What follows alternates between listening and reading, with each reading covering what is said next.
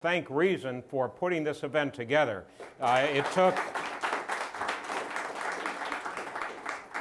a lot of work and resources, and I appreciate it very, very much. And I'm sure that not just everybody here does, but all of those listening through the electronic media. Obviously, it would have been even better had I been invited, as I should have been, to the debate itself.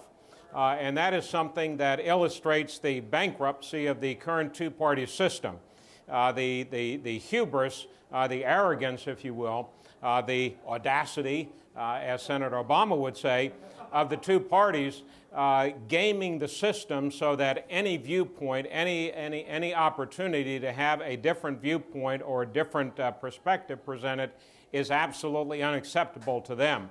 And I think it would behoove all of us on behalf of the American people, most of whom actually believe in a more open, robust debate. 55%, according to a recent Zogby poll, believe that Bob Barr's Libertarian nominee should have been invited to the debate. I think that it would behoove all of us to make that view known to not just the Commission on Presidential Debate, but the national media as well, which are complicit in closing off this system just to the two status quo parties. Is there a place where the U.S. should be fighting al-Qaeda in a foreign country? If so, where? If not, why not? Well, we should be fighting anybody who attacks us. Whether it's al-Qaeda or if there's another terrorist group out there, if they take action against us, and clearly al-Qaeda did on 9/11 and in other instances around the world, we ought to go after them.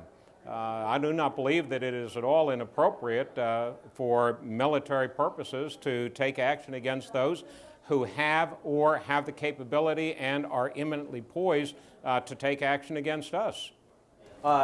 Question from a German journalist friend is, what should be done from the U.S. President's point of view about Iran? What we ought to do is we ought not to be so limited in our view, so constrained in our view of both that region of the world and with regard to Iran, that we do not take advantage of a number of factors that lend themselves to a very long-term constructive relationship with the country and the people of Iran. The people in the country of Iran have a very strong pro-Western view of the world. They have a very free market view of the world. They have a very robust economy that could, of course, be much more robust if the country were opened up and the market forces allowed to flourish, which under the current leadership, it is very constrained. But given all of that, given our prior history of a very good relationship with Iran, given the type of country that it is, the economy, the political structure, unlike Iraq, Iran has a history of participatory government. It is a very homogeneous population, very well-educated population, very diverse economy. All of those things lend themselves to a productive relationship with us, and we ought to be exploring ways to develop that, not constantly look for reasons not to. There are ways that we can approach it directly through negotiations. You don't all of a sudden jump over all of the intermediary steps and immediately say, oh, let's sit down with the leader. But there are some very specific intermediary steps that we can begin, we ought to begin. We can also approach this at the same time through our allies, such as Germany, for example, that have robust economic and political diplomatic relations with Iran. Part of the problem that I think Senator Obama correctly points out is, in many respects, our relations with so many countries around the world have cooled as a result of these manifestations of the so-called Bush Doctrine.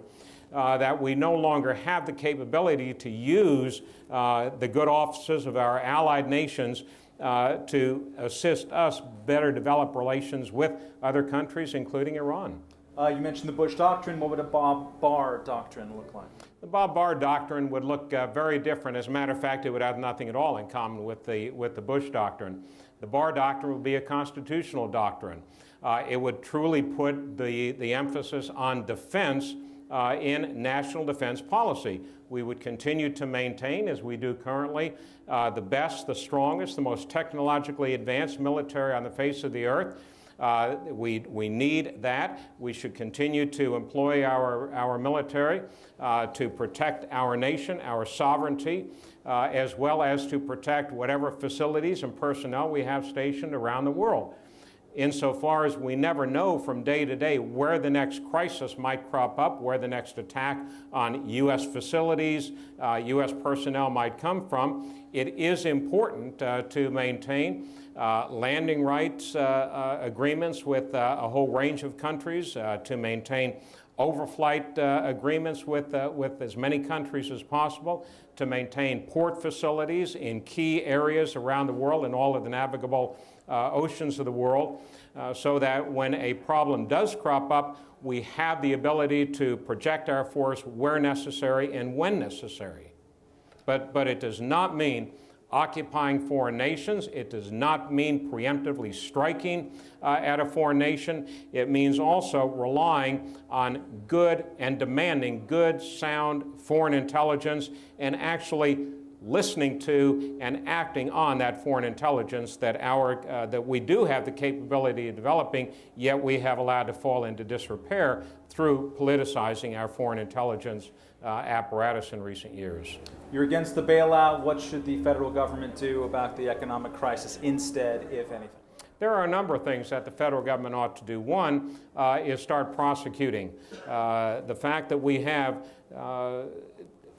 by various estimates, hundreds of billions, if not trillions of dollars of bad paper floating around out there, which has been propped up and allowed to recirculate time and again through the U.S. economy by virtue as a direct result of federal policies designed to artificially push home ownership, clearly indicates to me that there is fraud involved. Yet we have not seen any prosecutions. The word is that there are a number of active investigations in several U.S. attorneys' offices around the country, but the fact of the matter is there have been no overt investigations, much less prosecutions.